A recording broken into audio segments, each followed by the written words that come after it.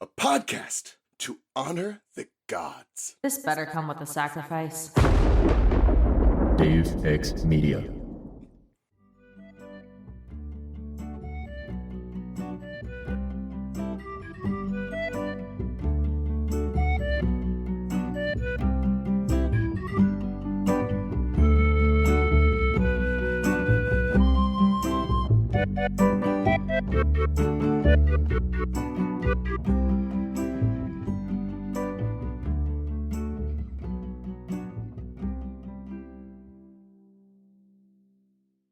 At the end of the pier, a guy who looked about 1,000,000 years old was passed out in a patch of sunlight.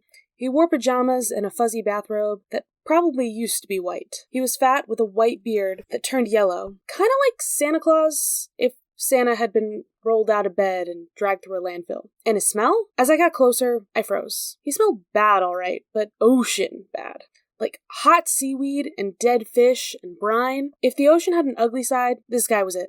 I tried not to gag as I sat down near him, like I was tired. Santa opened one eye suspiciously. I could feel him staring at me, but I didn't look. I muttered something stupid about school and stupid parents, figuring that might sound reasonable. Santa Claus went back to sleep. I tensed.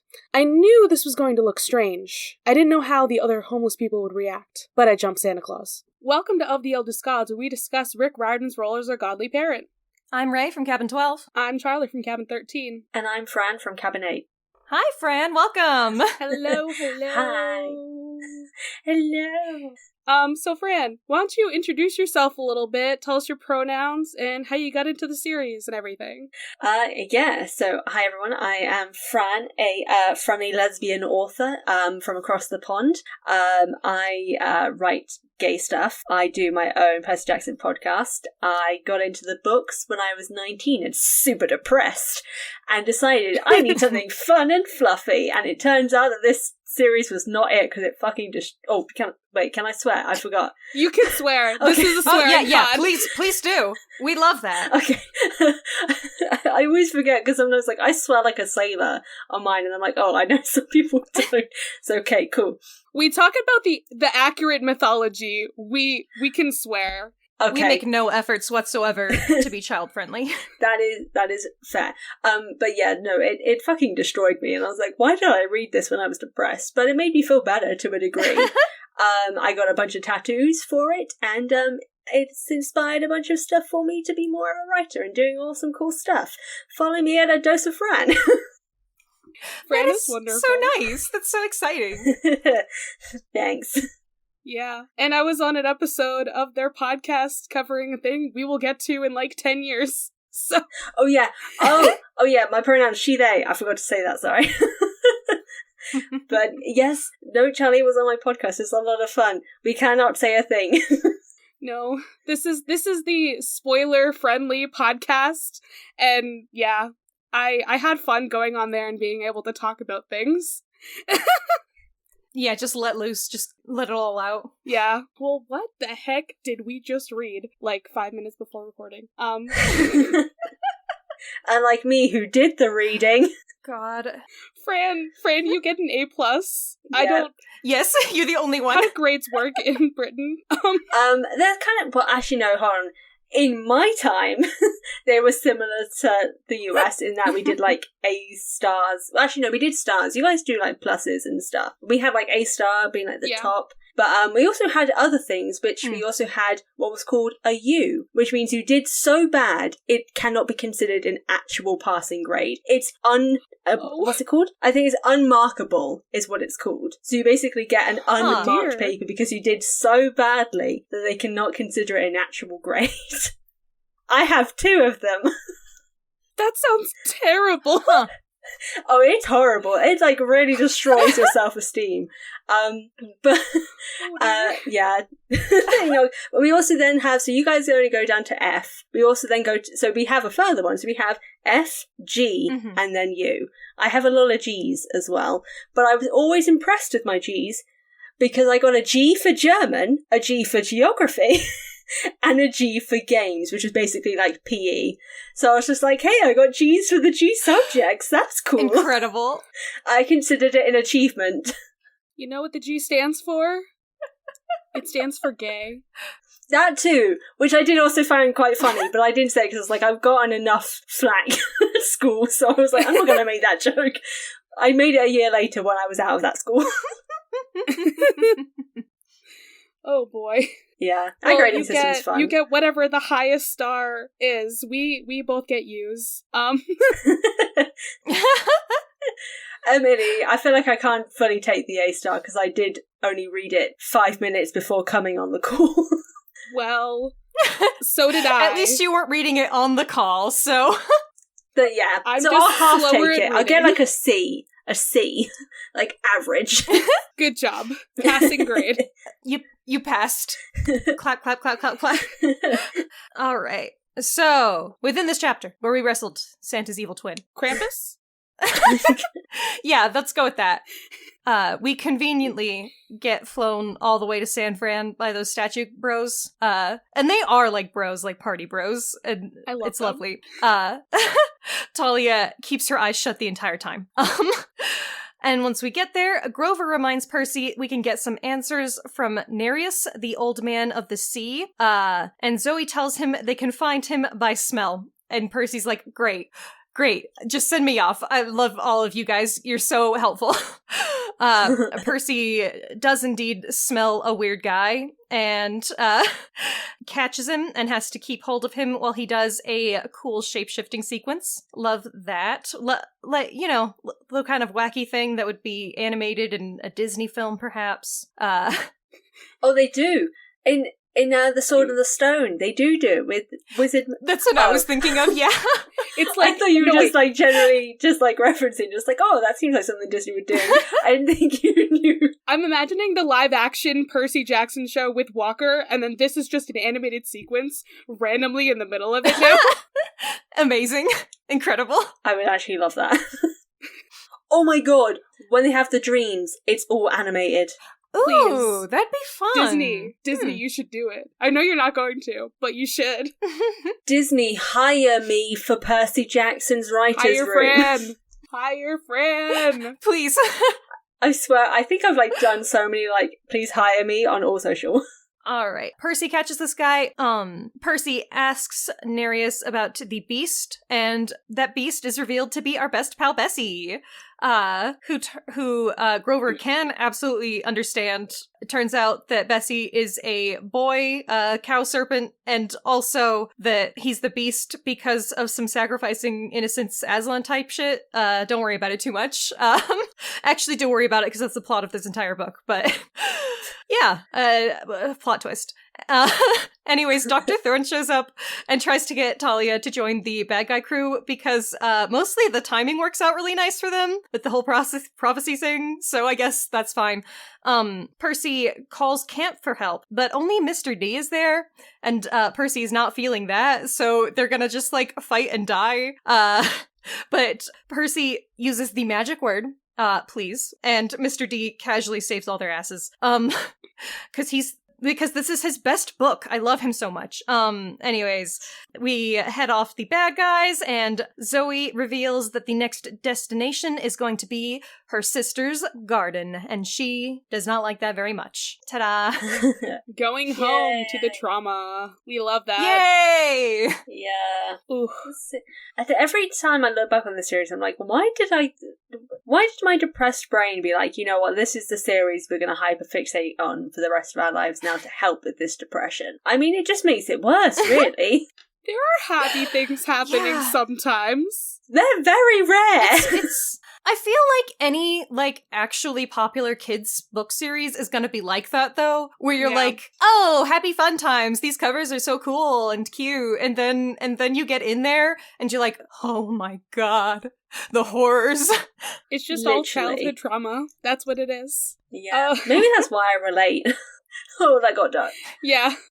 You know, that generational trauma. Our favorite Disney villain. Yeah. Oh, this is a conversation for my therapist. Yeah, it is. Well, let's move on to our very fun mythology section. In case you missed it, I'm gonna talk about the Ophiotaurus first, because there's not a lot there. But, you know, Yeah, it's very, very, very straightforward, honestly. They explained it. Its name means serpent bull. I mean, is it even actually gendered here? Like, besides the bull part. Is that it? Just the name? As far as I can see. It's just the name, yeah. It doesn't seem to have a gender. I would definitely call Bessie the non-binary legend. I mean, although they do in the book, so non-binary in mythology, trans in Percy Jackson. Percy thinks Bessie's a she, but she's like, no. I was going to say, this is the second trans creature we've met. Blackjack was the first. Mm-hmm. Our trans king. And we just got another one. This time it's just a cow. Yep, this time it's just a cow serpent. So yeah, again, it's just the creature's entrails are said to grant the power to defeat the gods to whoever burned them. It was actually killed, but retrieved by Zeus's eagle before it could be burned. So, it doesn't say by who, though, which is interesting. Yeah, it does. It's slain by an ally of the Titans. Question mark, question mark, question mark? Yeah, but not which ally, which I think is interesting. Huh. Someone please tell me this.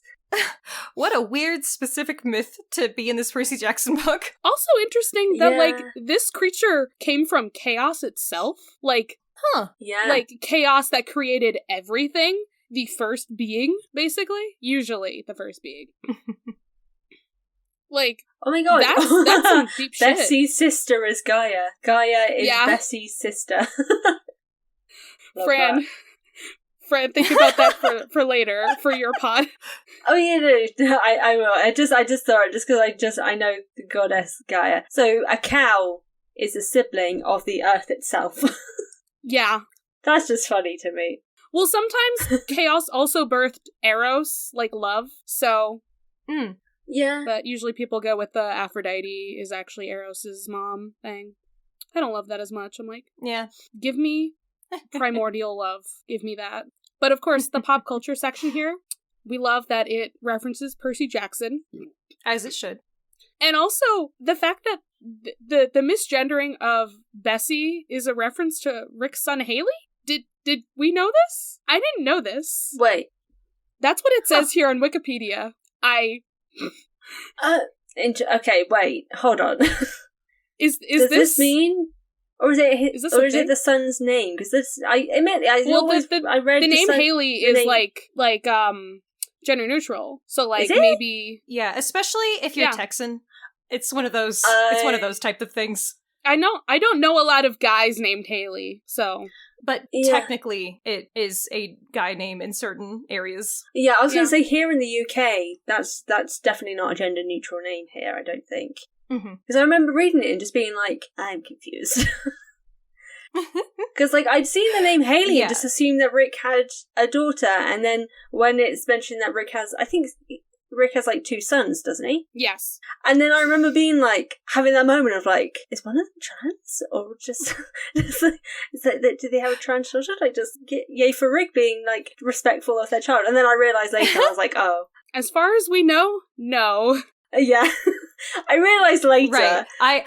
I don't know, personally, but yeah, that would be like a southern US thing. Yeah. Yeah. Remember, he's very Texas. Yeah. Yes. I think this must be my British side, because, like, yeah. Everything's bigger in Texas. Even murder. God. Charlie, please. But yeah, like, no, there are people in the US who would be like, Haley? What? Like, that's definitely a thing. Also, okay. It's very regional.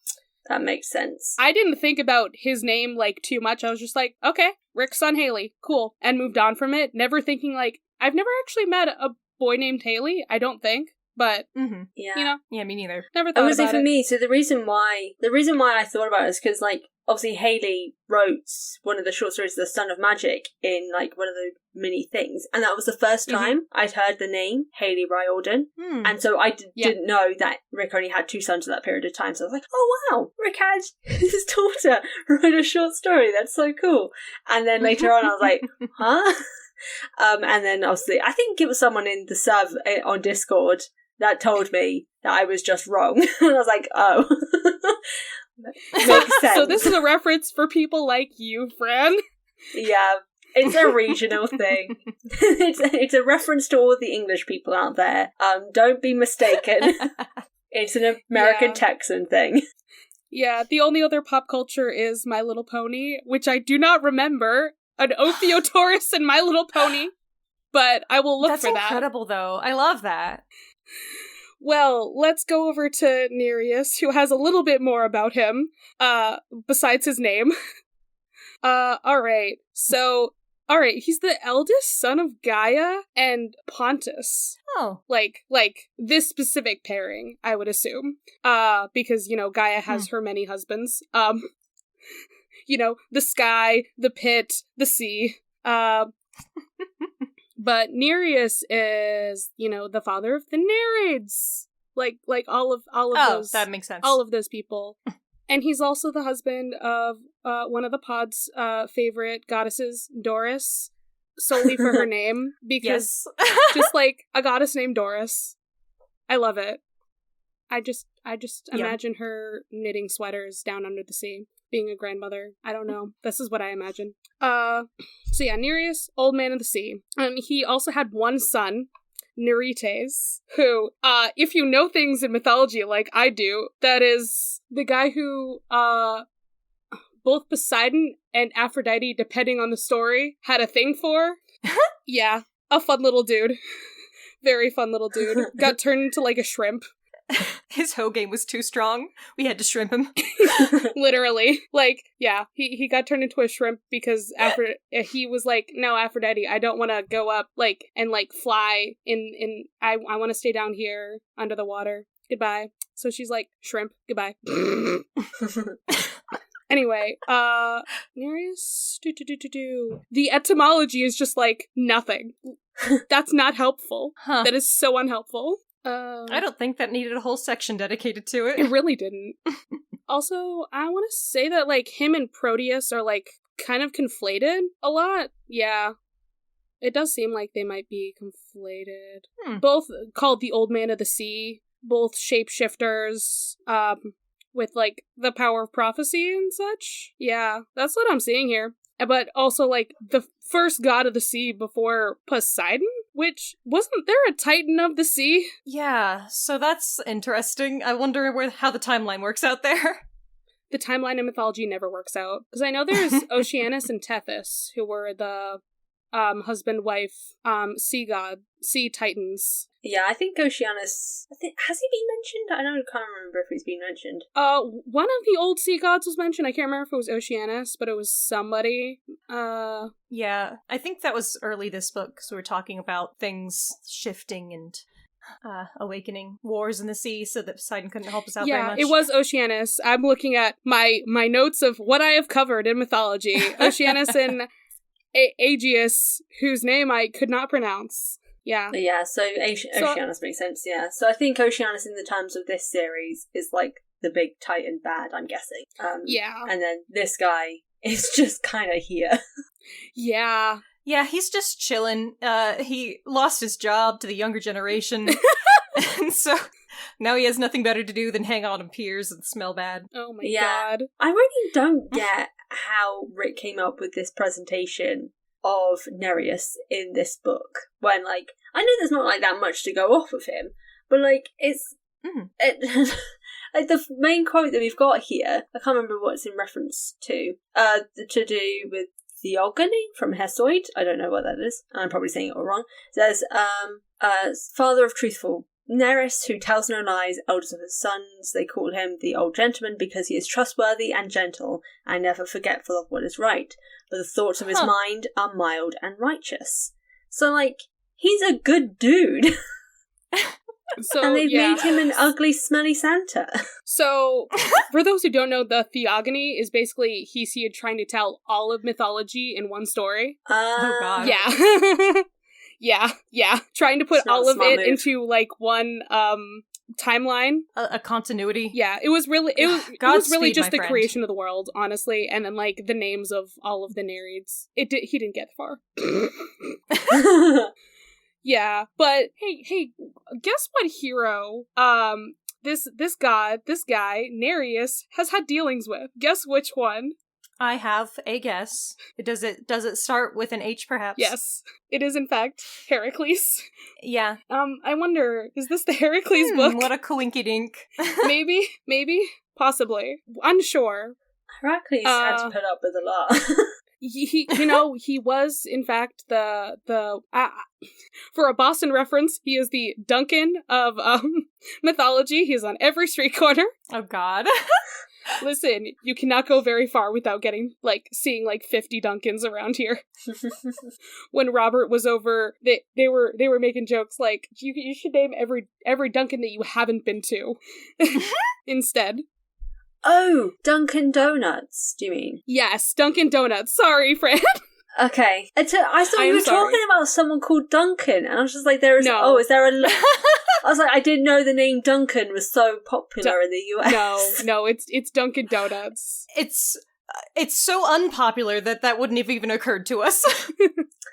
It makes sense. No, we do have do we? I think we do. No, I take it back. We have Krispy Kreme instead of Dunkin' Donuts here. Mm. Oh boy. Yeah. In the US, it depends on where you are, and I have no idea which states have which, so...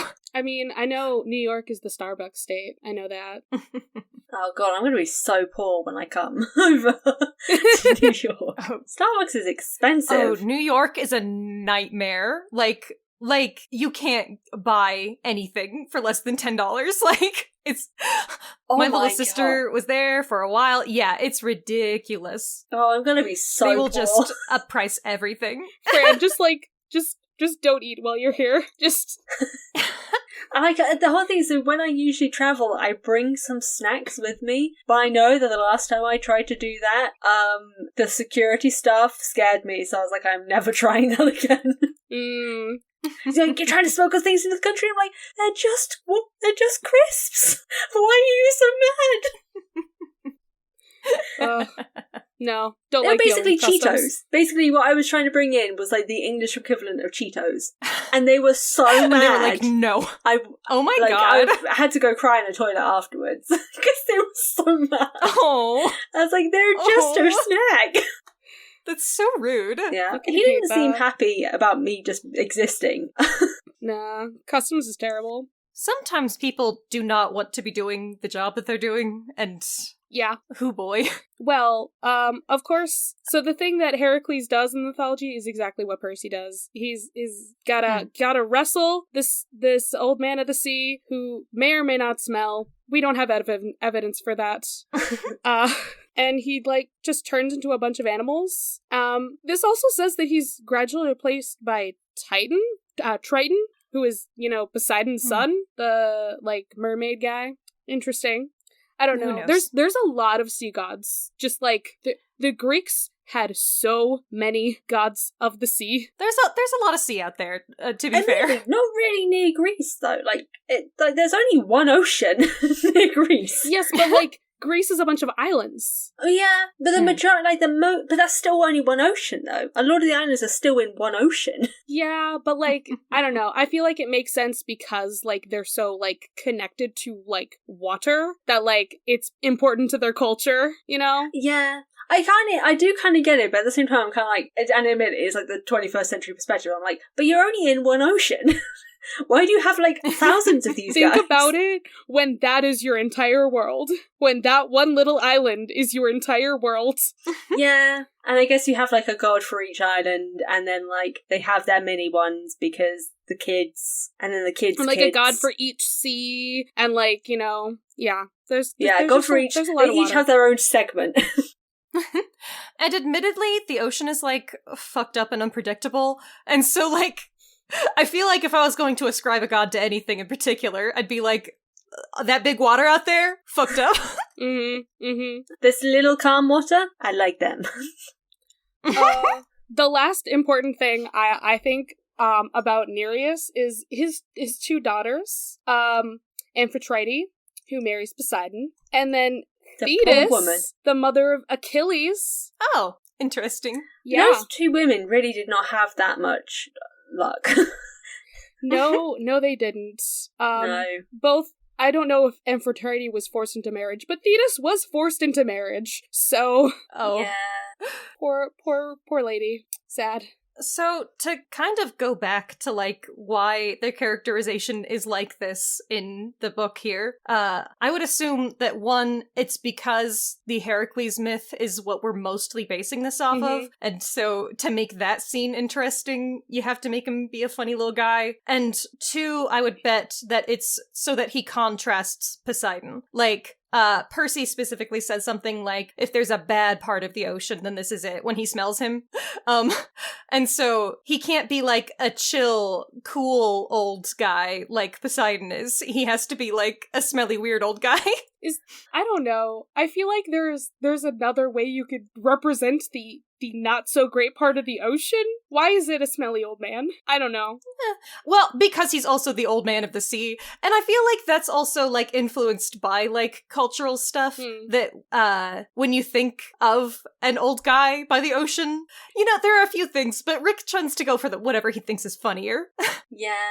And I feel like this is definitely a cultural interpretation. I instead want to imagine this man as, like, Y'all know Lilo and Stitch. Like, the man at the beginning with the ice cream. That's who I want this man to be, actually, instead. I see. Like, cause what does he do? He's, like, suntanning all day long. He's got the terrible sunburn. That's who I want Nereus to be instead. He could still have the beard, you know? I don't know. I can't think who there's someone I'm definitely trying to picture. No, I'm trying to think of something too. I can't picture who I would want Nereus to look like. But yeah, I don't really have a problem with him as appearing old, because it makes sense because of his title. Yeah, like, it's he can be an old man. bit that I just... Yeah, it's the smell that makes no sense to me, because, like... He has to be, like, a homeless man also, too. Which, yeah, that feels... That feels away. It does. It sure does. There's been a lot of that in this particular book. It's been a little, something. I mean, I was just gonna say there's a difference, like, when gods try to appear as, like, a homeless person who's helping you, rather than, like, this is what this guy always is, you know? Yeah. Huh. I actually, we talked about this in that episode where we were talking about Apollo presenting himself that way, where that's like a trope of, you know, like, this homeless person is actually secretly this, so that's why you should respect them. Honestly, like, I don't think it was handled well here, but I don't have any issues with, like, the idea of some guy being like, this is how I exist. There are homeless people who choose to live the way that they do, like, very specifically, and I don't think that there's anything wrong with that, you know? Yeah, I don't know. I can't verbally think of things to say how this is weird. No, I get you. The only thing I can think of specifically with... Because it's in this chapter a lot, we've had a lot of, like, slightly questionable things, like... when they first arrive in San Francisco, there is, as we see later on, a homeless guy who sees Hank and Chuck, these giant angels, land on, and starts freaking out and screaming about angels from Mars and stuff like that. And, like, I didn't like that. That was not necessary. And then we see him again, like, he's clearly someone who is homeless. He is speaking with all the other people within the homeless community about what he's seen and kind of not being taken seriously a lot. And that, you don't need that, really. Like, that's not necessary to put in. It's like it's the usual stereotypical sort of thing that you see in any kind of film, like even here in the UK. Like, whenever there is someone who is homeless being portrayed in media, they are someone who has severe mental health issues, someone who is delusional in some way and just doesn't smell nice, doesn't look nice, all these sort of, like, the very horrible things. Like, obviously there are people who are like that, who are homeless and obviously do need support and stuff. But, like, that's all that's shown. And it's always this really horrible image, and it's being portrayed as this terrible thing of just like, oh God, I can't believe I've got to deal with these people. Or they go for the sob story element. And this whole scene was just so weird of Percy then trying to pretend to be a homeless kid to then, like, even that I was kind of like, why? Just go up. Like, even just looking at, like, a normal kid, like, it's not like quote unquote normal people don't walk through homeless communities. Like, I know there's when I was in San Francisco for my worst week in America ever, where I nearly died. Oh boy. Backstory later. Yeah. That's a big story later. But I know that there is, I don't know if I think there is possibly one in San Francisco. I may be wrong. I don't think I ended up walking past it, but hearing about it. But there is like this street, either in, maybe LA. A lot of California, just a lot of America just blends together for me because it's fucking huge. Yeah. But there's like this homeless community where they are all basically supporting each other on this one street, and they all kind of live together as like a small community. And like people walk through it, like people who aren't homeless will be walking through that street because it's like a connective street. They could have done something like that. Like it just, the whole scene just felt really random and really weird. I was just like, why is it being written this way? This is a choice. Rick, explain yourself. Explain yourself. What was the reason? And then I do like actually that when Percy then does attack Neris, the other people from the community being like, "What are you doing? Like running up on an old man like that?" Yeah, like what's your problem, kid? We will talk about that in detail. Let's go through this a little more chronologically. All right, but like all right. that's some assaults. Yeah, it's fine. So Thalia, she's not doing so hot. My poor sweet winter child. My poor sweet winter child. She's like, are we high? Are we really high? And Percy is lying to her. He's like, nope, not at all. Percy is a bro. Like, that's so sweet to me. I don't know. I love him. Sometimes you just have to support your friends by lying to them. Yeah. And then Zoe has to ruin it. We are in the Sierras. Yeah, I'm just like, Zoe, shut the fuck up. Shut up. Wait, what are the Sierras? The Sierra Mountains. It's a range. Yeah. To the west. Okay, this scene makes so much more sense now. Oh my god. I thought she was just saying, like, what they're flying over, like, what they're going past. Like, I didn't think that meant height. Oh, I thought it was just like I thought it was the name of like a town or something, or like an area of the country. A range of snowy mountains. Places in America have weird names. Wow. Oh my god. Yeah. This series is so bloody American.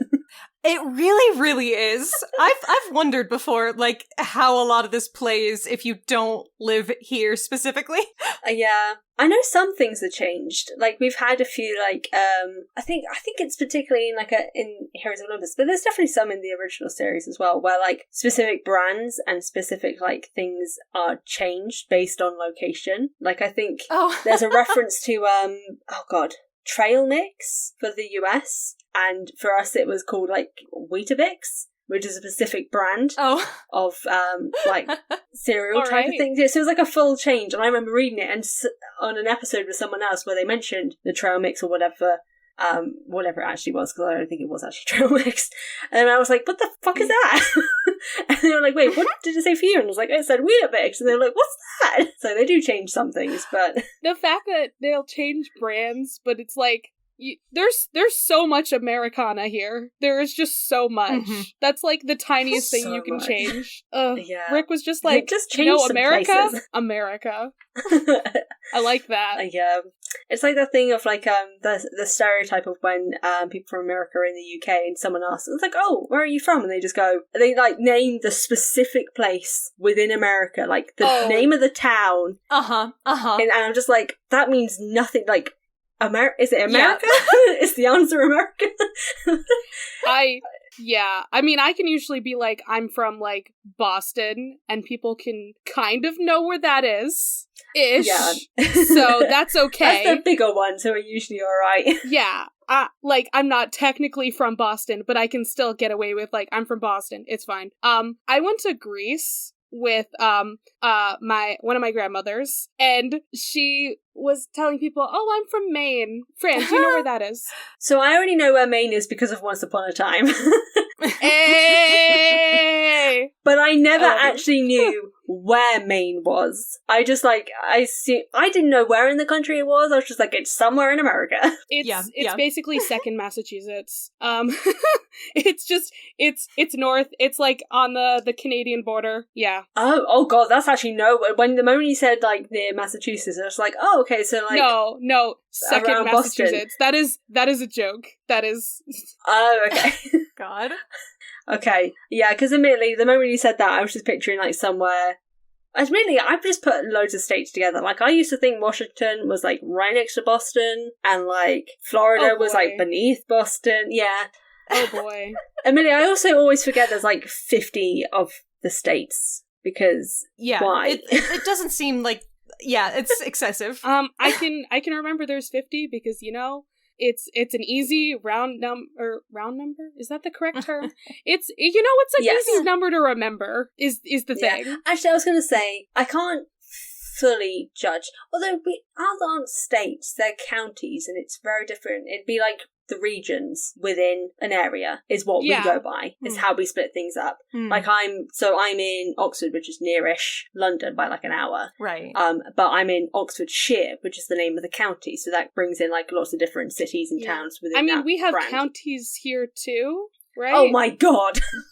But, well, no, I mean, it sounds like a county is a much more important thing over there. Yeah, I know, but also, how small is your country? How small? It's smaller than Boston or something.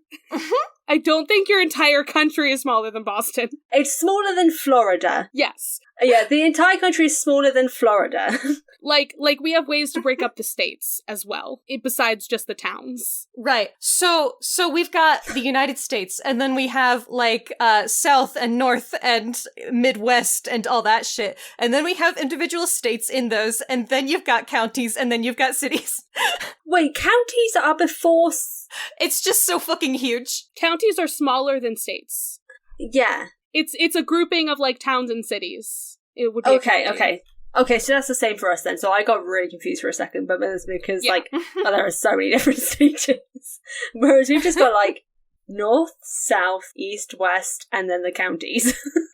Yeah, again, you are small. that feels weird to me. That is small.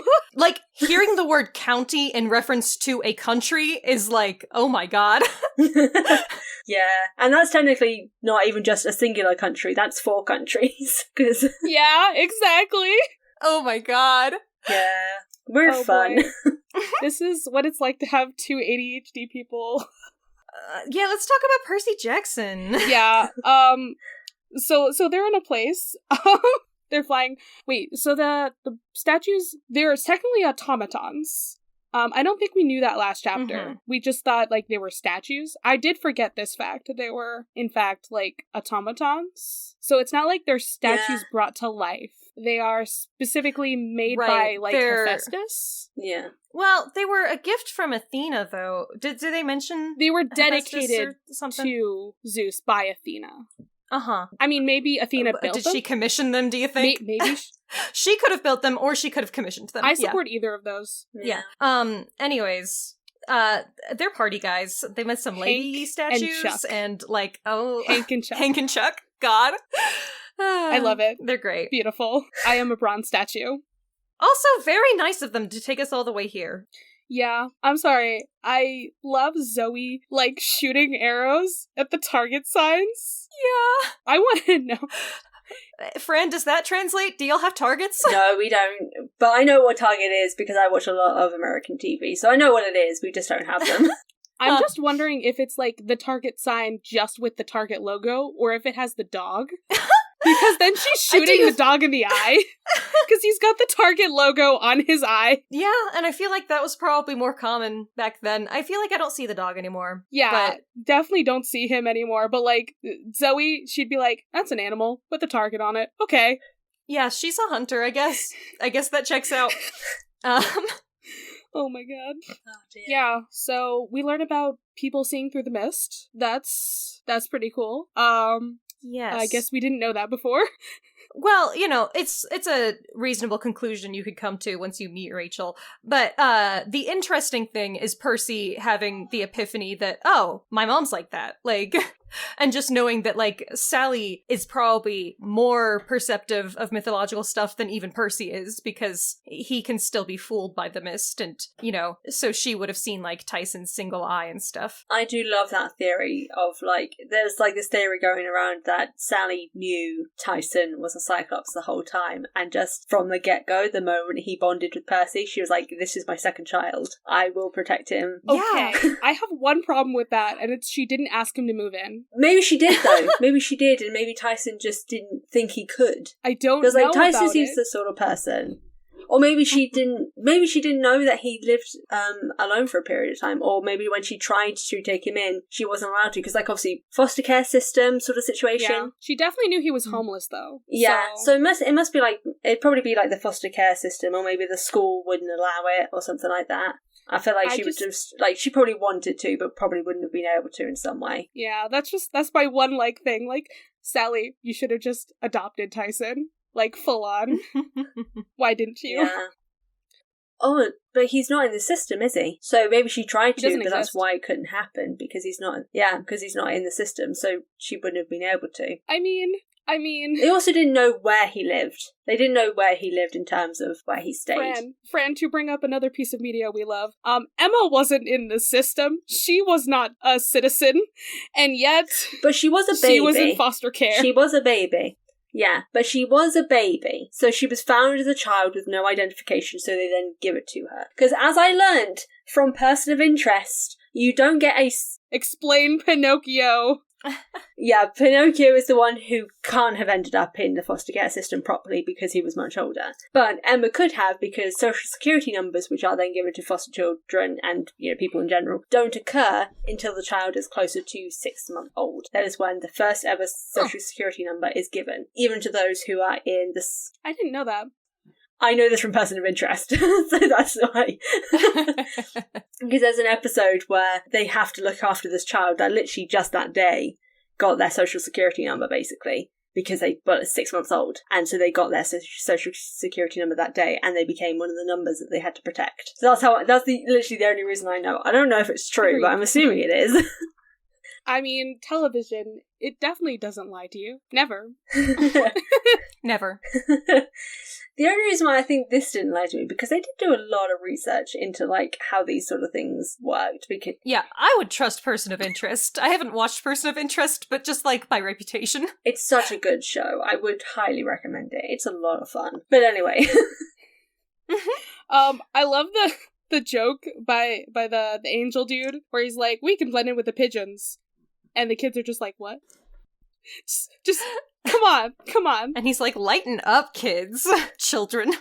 Listen, they've been through a lot in the past how many hours?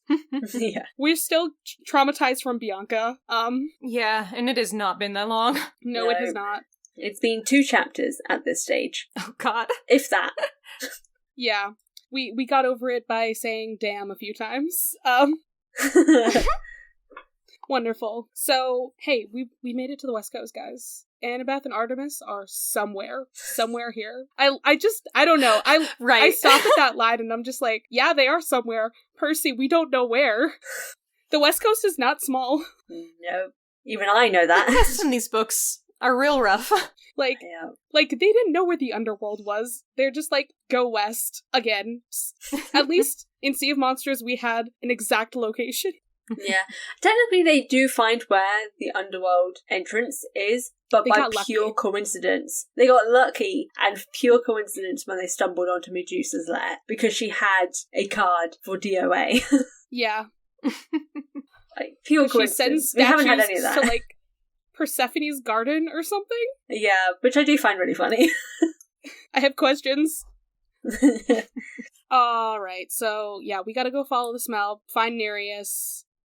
He'll tell us where to go, I guess. So this outfit that Percy has to wear. It is convenient that he is just, like, chilling around this area, but I guess you could be like, I know he's in San Fran. Like, yeah, he was maybe told Zoe just... where to go, right? I don't know. I think he was told where to go by Apollo. I don't know. I forgot. I think he was told to find him, and he's, like, by water. I don't think he said specifically. And then it's Zoe who then suggests going to the pier, I think. Again, right. The West Coast is not small. So maybe he's just in every city, like, on the coast. Okay, I'm just gonna fact check this real quick, because I feel like Apollo might have said San Fran or something. Yeah, you go ahead and do if that. I can remember what chapter that is.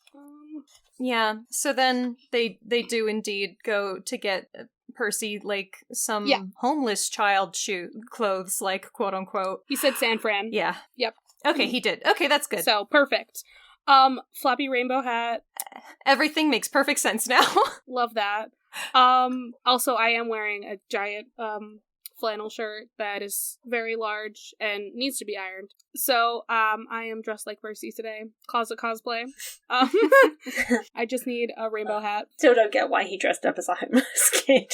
Like, even now, I'm just like... I feel like the optics of a kid who is clearly not homeless jumping an old homeless man are worse in some ways. Yeah. Because a small boy if wearing a 10th Doctor's jacket, jumping an old homeless man.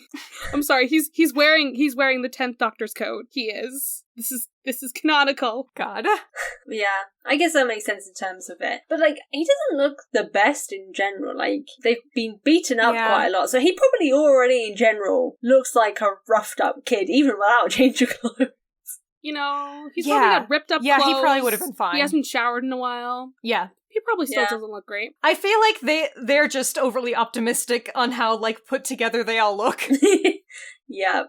Oh boy. I mean, he's got a ripped shirt at this point as well, because, like, the skeletons tore his clothes at the museum, and he's not changed clothes, he's still wearing the same outfit. Hey, maybe this is actually an upgrade. The Goodwill clothing. He needed it.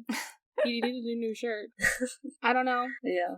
But yeah, we can all agree that this is a little weird. It's all weird. And maybe should have been all done differently. All of it. Maybe some choices should have been made, but whatever. Yeah, I don't know. I don't know why, but Ray, my brain is going back to, like, when we watched Xanadu, and he just, like, walked up to this man who was, like, playing music on a rock. That, again, another... And just struck up some conversation. That also could be Nereus. Just, like, this random old dude. Just playing clarinet, yeah. Fran, go watch Xanadu. You'll understand No, our I reference. do not. I do not. But it sounds nice. It's an 80s movie, very 80s movie. It's a musical. Very 80s. And it has the Muses in it. Oh, okay. I've definitely heard the name. I just don't think I've ever seen it. It's one of those movies that you've heard the name probably, but never seen it. Olivia Newton-John. Yeah. It's got the girl from Grease. Ah. Yeah, I never knew anything about Xanadu. It's just one of those things where it's like a word that you hear sometimes. My mom loves musicals, so, and 80s movies, so it's one of those things. Combine the two, yeah. So Percy jumps some guy. Percy assaults a man. Yes, he He does. assaults an old man as well. Uh-huh. Yeah. Yeah, he just, like, he keeps walking up to people. I don't know. I'm wondering how close he has to walk to, like, smell them. Yeah, just, like, some kid in obviously new clothes, like, just, like, conspicuously smelling people. I'd like to imagine that they did, like, a really shit job. Yeah, this is not great. Yeah, this is a 13-year-old boy. 13-year-old boy just walking about. He's not subtle. Yeah. And then you see Nereus in his fuzzy bathrobe, and he looks like Santa. I mean... That was a choice. Percy does, like, there is specifically a line that just says, I jumped Santa Claus. Oh my god. Yeah, he just keeps talking, saying that he's Santa Claus for a few lines there. Oh boy. Yeah. I feel like if they have to do this scene in the show, they need to dress him up like Santa. Like, that should be the joke there, Oh my actually. god. Instead, have him be a mall Santa who's just, like, on the beach in the middle of, like... Well, I mean, it is December. It is December. It is December. I guess It that's fits. true. I guess it is December. It totally fits. I was gonna say, in the middle of June. No, it's the season. 'Tis the season. I Tis love the it, season actually. to be assaulted, apparently, by teenage boys. Fran, I'm gonna be tweeting that. Tag me. Oh my god. Yeah, so this is just really bad. I don't know what to say about this. Until he starts turning into animals. What does he do here? Oh wait, he drags him into the water, and Percy's like, oh no, not the water! Sarcasm. Oh my god. That just... The thing that got me about this is Nereus, he would be able to smell someone who is also connected to water. I know he currently smells bad, but surely he should be able to tell. Maybe he can't, though. Maybe he's just that smelly. Maybe that's the joke. That it covers up everything else. I see. You know what? Here's an idea. Yeah. Sally should have married this guy instead of Gabe. Oh my god. But still a god. Still a god though, so probably draws some. Yeah, but a god that nobody seems to worry about unless they're on a quest. Yeah, that's true. But but he has a wife. He has a wife though. Doris. Too bad. Our love. Where is Doris? That's what I want to know it now. She's under the sea knitting sweaters for all of the Nereids. Okay. This is my headcanon purely based on her wonderful name. Just sounds like an old grandmother. Yeah, so what is he? He turns into a seal and a killer whale. And Percy puts on a little tourist show when he jumps up as a killer whale, and Percy just waves. What is this, Free Willy? Well, at least this whale isn't abused. Oh, sorry, that was so dark. Sorry, that's a really sad quote-unquote fun fact that I know of, the whale in Free Willy was not well treated, and you can tell from the lilt in the fin. It's the case with all killer whales that are in captivity, because killer whales are meant to live up to 100 years old, and all killer whales in captivity, none have lived longer than 15 years, and that was a rare case. Oh, God. That was a rare case of one of them living to 15 years old. Yeah, it's not great. This is why I'm just why do I know these random sad facts? Fran, why? I know. I remember too many really weird things. Literally, I remember the episode from The Simpsons where Bart becomes a boy band member, and I know the lines to every single song from that episode. Every single line. I have questions for you, my dude. I have questions. Why is your brain like this? Autism. Yeah. I mean, yeah. So Percy gets only one question, not 3 wishes or anything, just one question. Okay, do we think he asked the right question? Based on what we find out 5 seconds later, is this the right question to ask? I don't know, because I feel like Grover could have figured it out without Nereus, and so... Or even Zoe as well. Zoe seemed to know. Right, but I feel like she figures it out only because they have the information, already, and that she's okay, if that's true, then this is how that makes sense. I don't know. Yeah. Maybe she would have recognized it even without knowing that it was, the ancient beast or whatever. Yeah. There's a way to write it so that, Grover communicates it, finds out what creature it is, and because Zoe's, frickin' ancient, she'll know immediately what that is, because she's been around for so long. Yeah, knowing that Grover can talk to Bessie does make that entire last scene seem a little, superfluous. Yeah.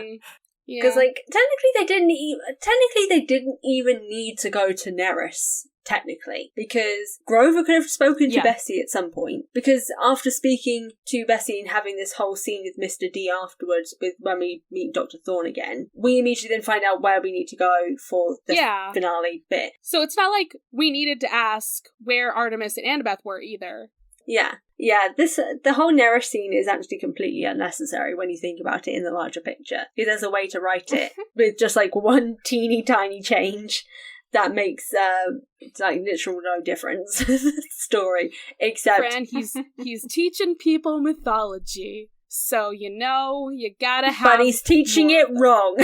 He's teaching it wrong. I mean, you're not totally wrong there, but each chapter is a myth. So, yeah, kind of. Not always a necessary one. Sometimes it's kind of look, Rick, I know what you're doing. I know you're trying to be hey, this is the journey of Perseus. Hey, this is the journey of Heracles. And I'm sometimes some of these things don't need to fucking happen. Sometimes the book just needs to finish. So it's that was only very aggressive. been 220 some odd pages, And another 100 to go. Yeah, so what's the monster? It's Bessie. It's right there. Yeah. The fact that he's like, tell me where to find this monster. It's there. Yeah, that's not a good question, is it, huh? Yeah. Tell me what the monster is. But he wouldn't have known that, it doesn't, like, in context, it's not that bad of a question, because they need to know where to go next. So, and since they didn't know that until right this second, it was perfectly logical for Percy to think, okay, we need to find the monster. Where is it? Because if he asked, what is it, then, maybe that wouldn't have helped at all if he didn't know what to do next. True. It's hard. I don't know what he should have asked. I feel like he should have gone, what and who is the monster? Because then technically you get the who, because he's called Bessie. So technically the answer would have to be what Percy has named it, because he's named it Bessie. I don't know. Yeah. But definitely where is it doesn't bloody help. That's not a good question. I mean, he's lucky that, again, Bessie is right there, because Bessie's been following him. Bessie imprinted on Percy. Yeah, but it's fine. Not for long.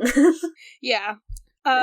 So we finally re-meet Bessie, introduced to the whole gang. He says Percy is his protector. That's so cute. That's so adorable. You know this cow? Yeah. Like, I saved it that one time because nets, and I'm a son of the sea god. Yeah. And they're like, why did you not ever mention this? Because it wasn't important. And he's like, I don't know. I didn't think it was important. Yeah. Although, I do find it funny, truly, because, like, this cow serpent has been following them this whole time, even warned them when they were in danger with the skeleton's arrival. I mean, that's pretty damn significant, because Percy came and was like, oh my god, the skeletons have found us. And kind of no one really questioned how he knew that before they kind of fully arrived. I mean, like, at this point you should be saying, a cow serpent told me. That's pertinent information. Yeah. Zoe being like, I am a fool. I know this story. The fact she knows it, yada yada yada. He has to be sacrificed. And poor Bessie can, I guess, understand them, even if he can't speak their language. So... it's sad. He doesn't like the S word, as in sacrifice, or the word entrails. Nope. Bad Those words. are bad words. We gotta start bleeping out every time we say sacrifice or entrails. Yeah, so... And we're talking about Greek shit, so that could be pretty frequently. Truthfully, it is pretty frequent. So, the fact that they gotta kill something that's innocent, again, is he described as a baby? I said I was gonna double check this, but I did not. Yes, front half was a calf. I thought so. Baby. Because he's always described as so cute, you know? Yeah. And I feel like bulls are not very cute. Cows can be cute, but... baby bull. Bulls, less so. Yeah. It's just a little baby bull. He didn't need to be a baby. He just needs to be innocent. As I was saying during my summary, it's like some Aslan shit. Or the original Aslan. Jesus. No, Aslan is the original. Aslan is the real Jesus. This is my actual religion now. Sorry, you invented a new paganism, C.S. Lewis, instead of making people Christian. Honestly, he did, though. Yeah. Ironically, he then made the non-alcoholic version of Christianity with Aslan, because he doesn't do anything with wine. He's the non-alcoholic version. Sad.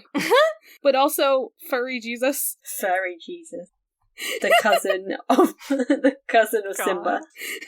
The fairy Hamlet. Oh boy. They do not explain how Bessie has been reborn, but I guess it is the same one? Does he get sent to Tartarus then? It's a monster. Like, it's just like any of the other monsters in the series. You know, they just come back. Yeah. And I think that this is like a special, specific ancient monster, and so it's only coming back now with the stirring, or whatever they called it. I'm just wondering if, like how when you kill the Nemean lion, it turns into a coat. Can you just, like, shoot Bessie in the eye and then Bessie becomes the entrails? Like, I don't know. It's not great. It's not great to think about. Sometimes it's better to not think too hard about Rick's world building. That's what we have Owen for. A podcast where you know, he talks about Rick's world building and how that makes sense.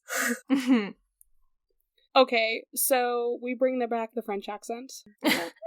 We figured out why he's French. We We figured out, did. yes. Finally. And it is that France and Persia, as it was then, had a collaboration of sorts during the Napoleon War. It was a short period of time, but it was a long enough period of time for us to justify why Dr. Thorne is French, because Rick Riordan is not English, so he has no reason to hate the French. He could just still hate French people. Like, He could still hate French people. Like, I know there are, like, French speakers in, like, New Orleans, so maybe he hates French speakers in New Orleans or something. why? I would feel bad if that was the case. That would be a weird flex.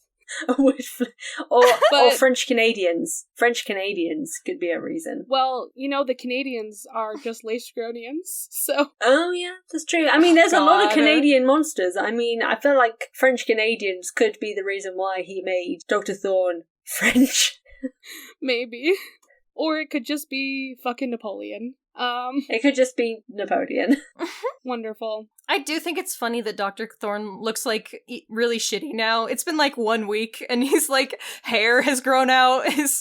Yeah. He's got stubble all over his ratty black trench coat. He's been chasing these kids across the US instead of, working at his fancy-dancy military school and, shaving his head every day. So, He's let himself go.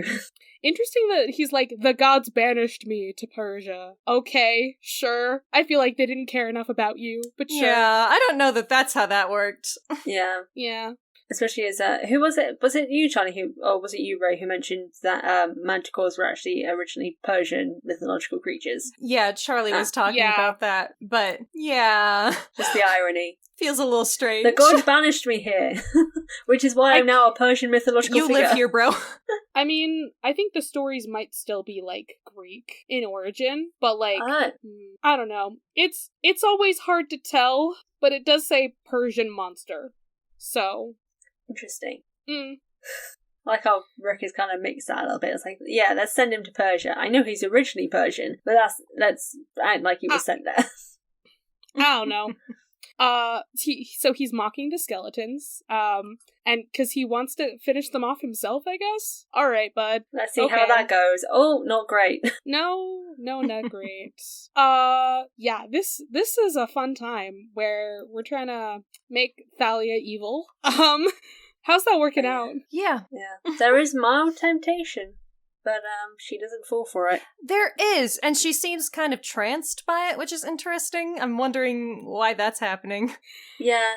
My brain is going to the last time somebody was in a quote-unquote trance, and that was Bianca when she became a hunter. Yeah. Oof. Yeah.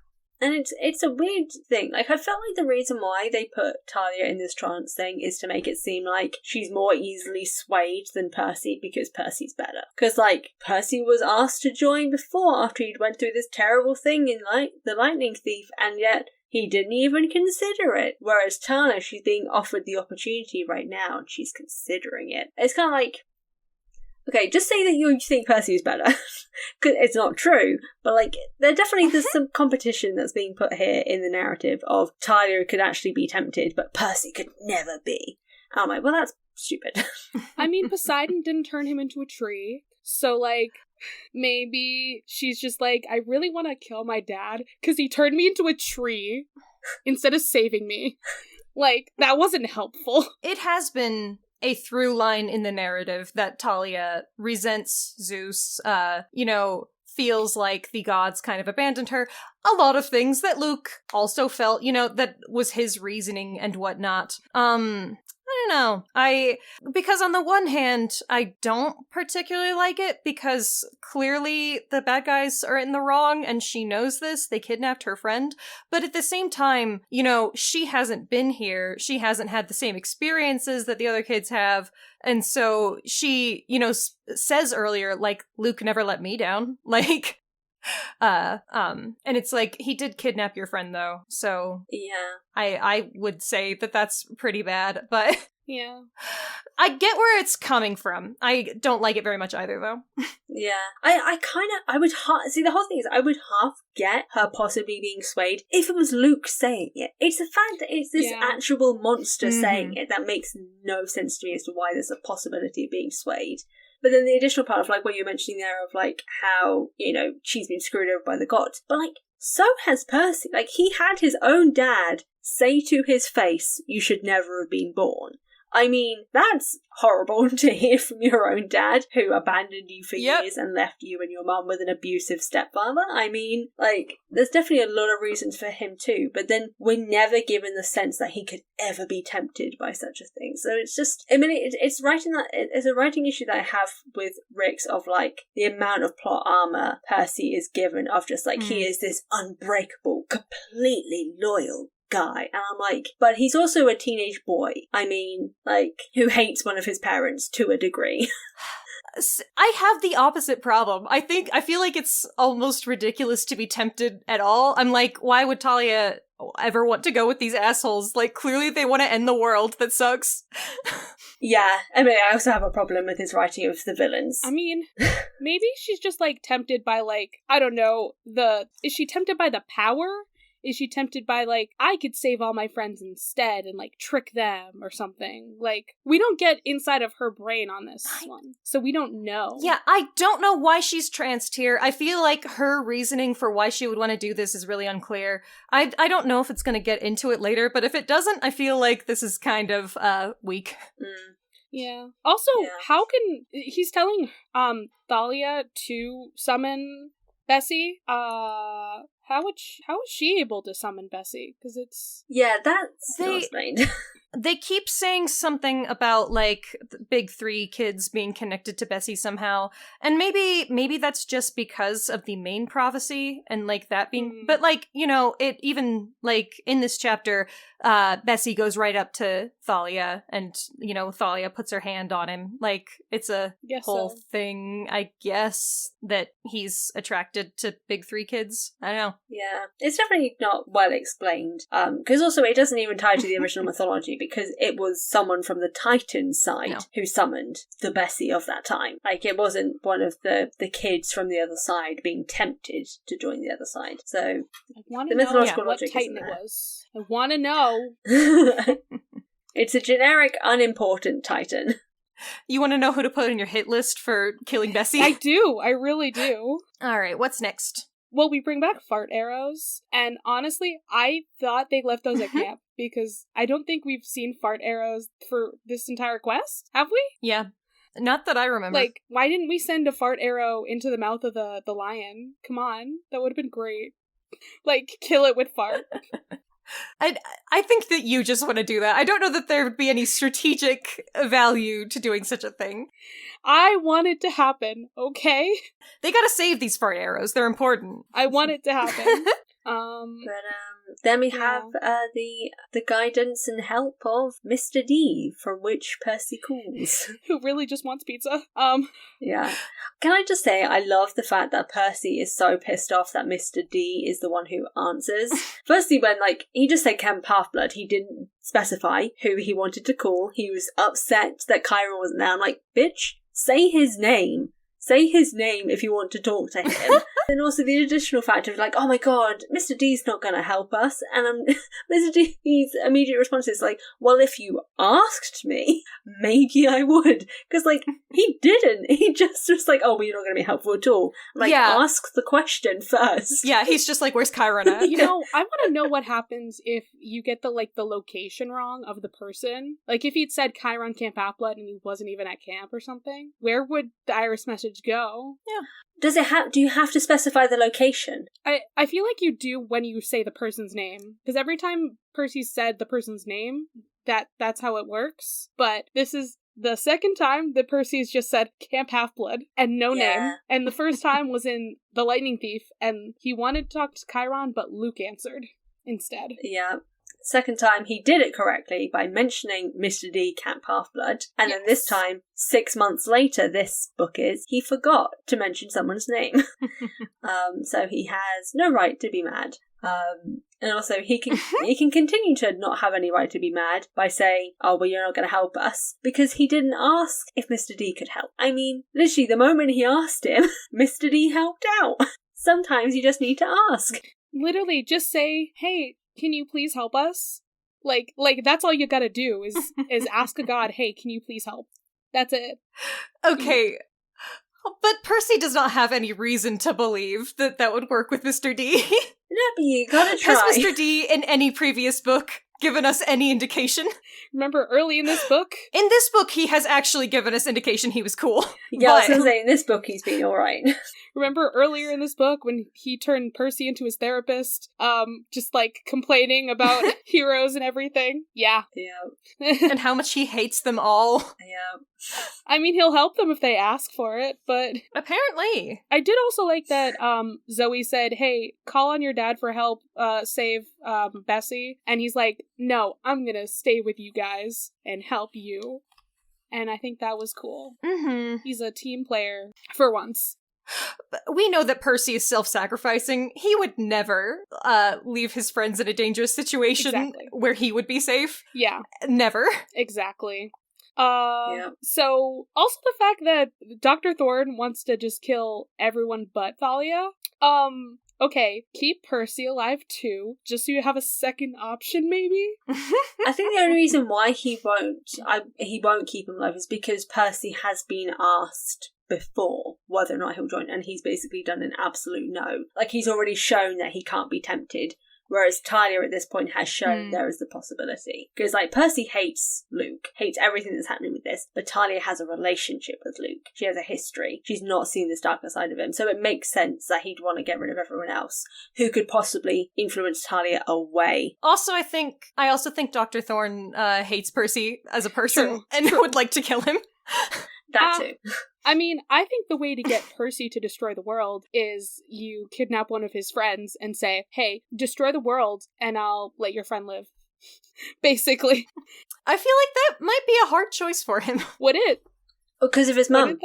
His loyalties to his mum and to his other friends.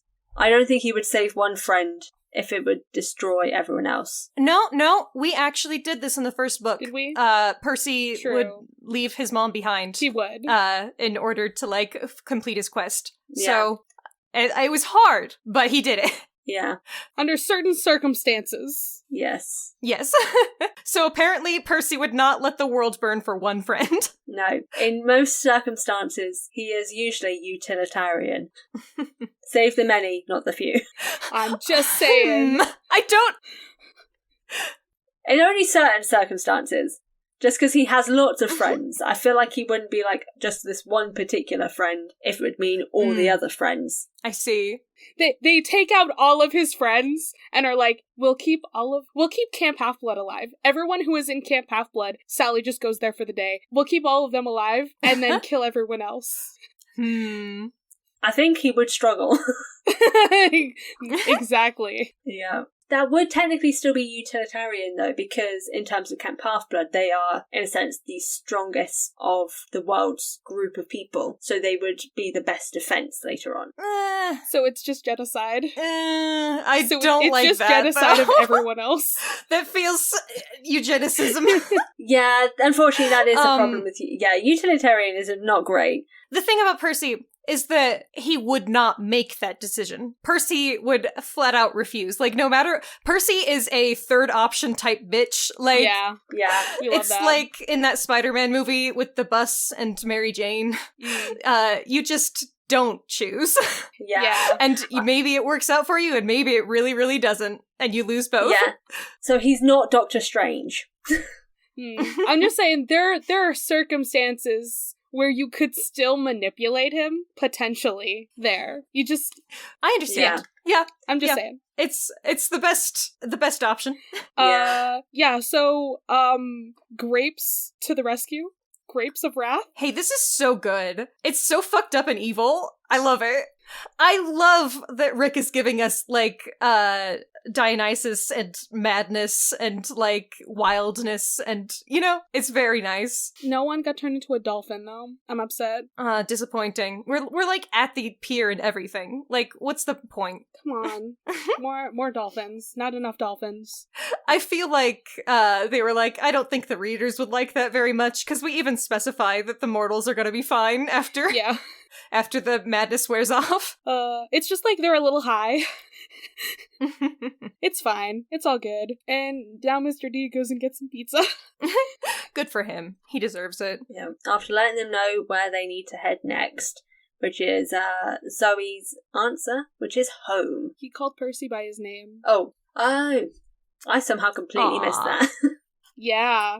Well, Percy didn't. He was like, you called me Percy Jackson. I most certainly did not Peter Johnson. Oh, he cares. He knows all of their names, but he specifically doesn't call them their names. Mr. D is for real so cool, this book. Mr. D is actually the only god who actually cares. He just pretends that he doesn't.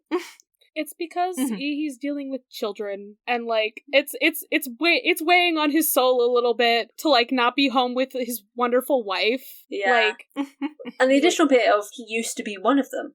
He's surrounded by people that he used to be like, and he knows what their futures hold, but they won't be as lucky as him. You know, this is just one of those times where it's like, man, it sucks to be immortal, just a little bit. So we're going to Zoe's home next chapter. Woo! Fuck yeah! It's gonna be a fun time. Hey, we've taken out some big chunks of this book. We're getting closer. It's kind of wild that we're like wrapping up almost. We're hitting like the climax here. Oh yeah, this is a fun time. Fran, where can the people find you on the internet? And things. Yes, so if you want to listen to another Percy Jackson podcast that is going in timeline order, you can find mine at the Best Damn Camp, damn spelled the correct way, as we learn in this book. I'm also at Best Damn Camp Pod on Twitter and Instagram.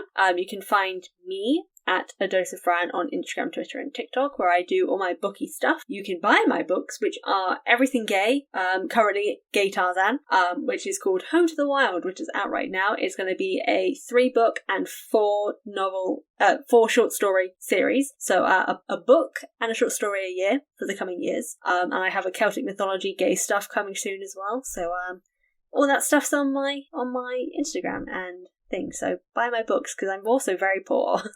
Yay. So cool, y'all. Like seriously. Heck yes. Please buy Fran's books. Buy all of them. Home to the Wild, wherever you want it. Also libraries. If you can't buy it, go to a library. Libraries are good. Also good. We love. So what media have y'all been consuming lately? Like, reading, listening to, watching, and such. I've got one, if y'all need a minute. Fred and I've already been talking about what I'm watching today, but I've been watching She-Hulk, finally. And screaming, because I watched like 13 minutes of it, and I immediately had to tell everyone, I'm in love with Jen. Just flat out. I'm like, I'm in love. I'm sold. This is fine. Nice. Cool. Great. Love it so much. Also, once I finish the show, I have to draw She-Hulk in the Ace Attorney pose. Somebody hold me to it, please. We will. Ray, do you want to go first? I could go. I've been trying to think of something. I'll just say, there's a Dune game from 1992. Not Dune 2. That's the PC game that everyone knows of Dune. Anyways, the only Dune content I've ever consumed was Dune DOS 1992. And the soundtrack really slaps. It's like one of my favorite like sci-fi soundtracks ever. It's just that's all. You should try it if you can find it. It's good. That is such a you plug. Like, if I ever heard one. Thank you. Oh my god, man. Love it. That game slaps. It's like a real-time strategy game and also like visual novel. It's so good. Wow. Amazing. That sounds cool. I may have to look into it. What I'm going through at the moment is I am reading The Guinevere Deception, which is the first book in the Camelot Rising series by Kirsten White. And what am I watching at the moment? Well, I need to go and finish watching the final Jodie Whittaker Doctor Who episode that dropped at the time of recording. So I know nothing at this point, but I've been told it's very exciting. So I'm looking forward to finishing that. And then I'm also watching the Korean drama The King Eternal Monarch, which is very fun. If you like parallel universe stuff, that's all it is. And it's very cool. I did like it very much. Lots of nerdy things. Are you a nerd? Oh, yeah. Perhaps. Well, y'all need to get the fuck out of my cabin. I'm gonna go, assault an old man, I guess. I don't know. Oh my god, Charlie. That's a choice. I think I can't leave. I think I have to stop you. I think we're enemies now. And I'm in cabin 8, so I'm just going to be heading right out and probably never coming back. You don't want to deal with no, this I'll old probably man come either. back. We come back once a year. See you next year.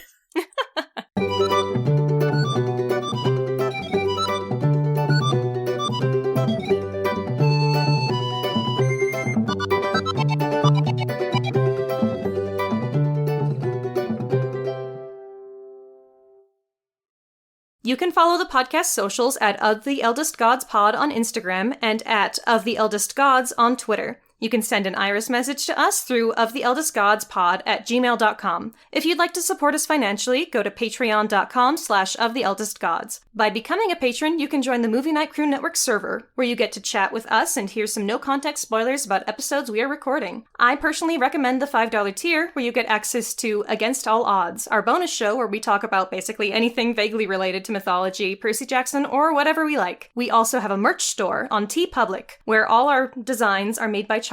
Or if you cannot support us financially, please give us a review on iTunes and rate us on Spotify to help others know how much you love this podcast. You can follow me, Ray, at HeyHeyRay on Twitter. I also have another podcast called Barbie Movie Slap, where my co-host Ted and I talk about the Barbie cinematic universe.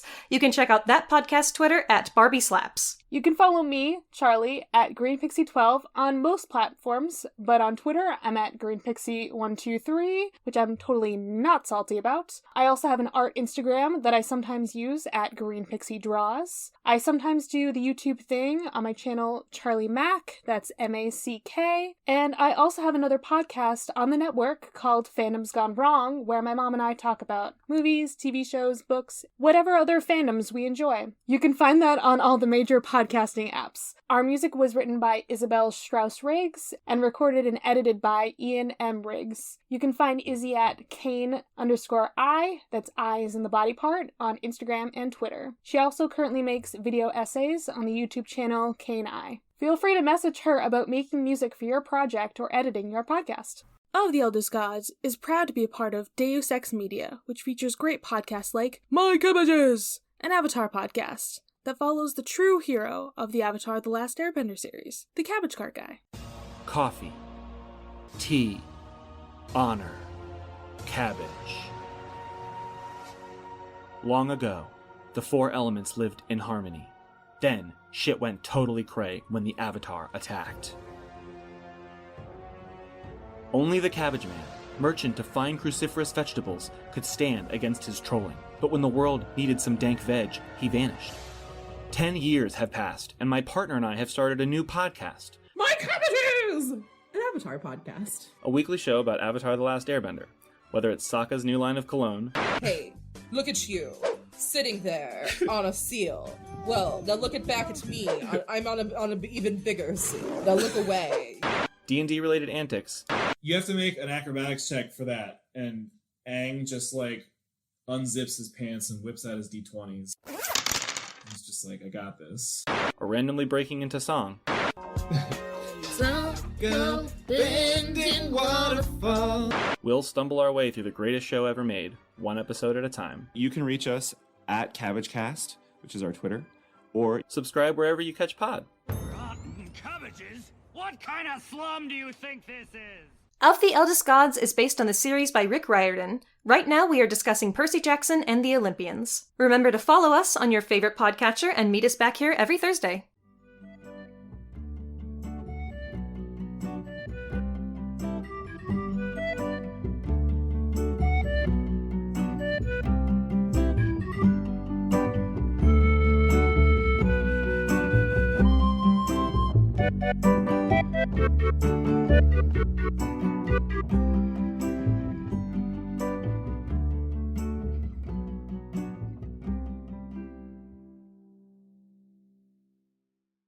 Fran is generally a negative person, and it's fine. We still love them. Fran is a delight. I'm very pessimistic. It's because I'm English. It's the English in me.